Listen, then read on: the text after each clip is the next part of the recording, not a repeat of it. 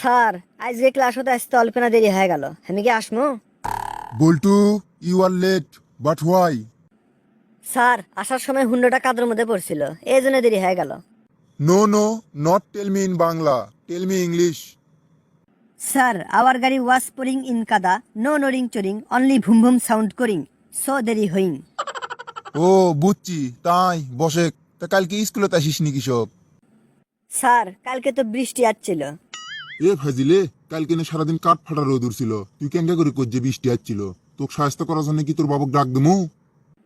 দেন sir ডাক দেন, আমার বাবা পাশেই কবিহিনী। কালকে আমার খাওয়াতো বোন বৃষ্টি আসছিল, তার সাথে সারাদিন ঘুরছি, এই জন্য স্কুলে আসিনি।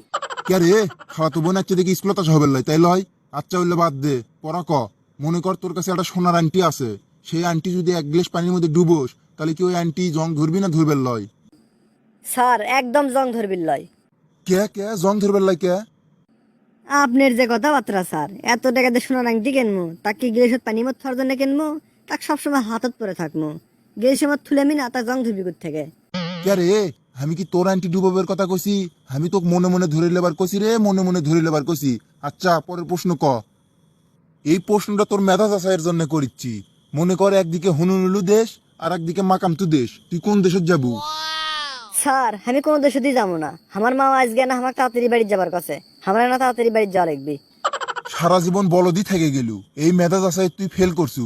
আচ্ছা পরের আর একটা প্রশ্নের উত্তর দে। মনে কর তুই একটা জঙ্গলের মধ্যে আসু, এই সময় তোকে একটা বাঘ ধাবার মারছে, তখন তুই কি করবু? স্যার জঙ্গলের মধ্যে যদি বাঘ ধাবার মারে তাহলে আর কি করবো, এক লাভ দেখা চর্ম।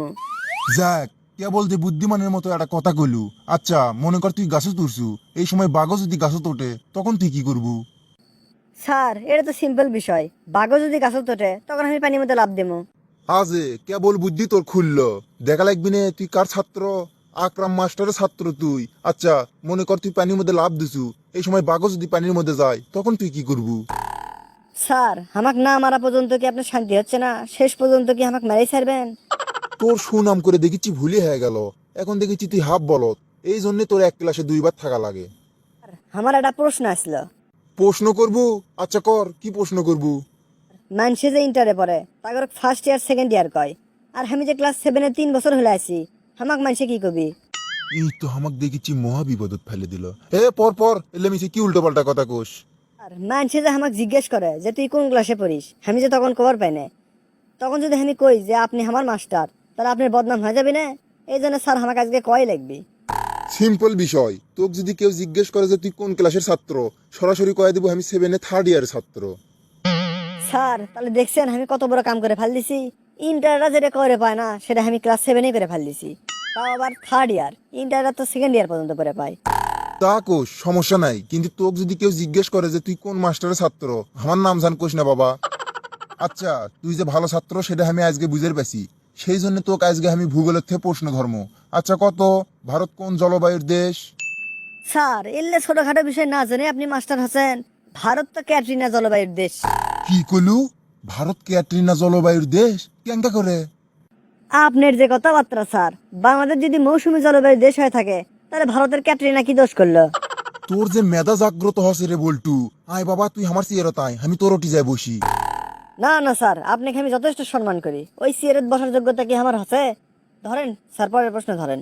যাক, এক ক্লাসে 3বার থেকে তাও তোর মেধা জাগ্রত হসে হালকা হলেও। পরের প্রশ্নের উত্তর দে, ক বাঙালি জাতির প্রধান বৈশিষ্ট্য কি?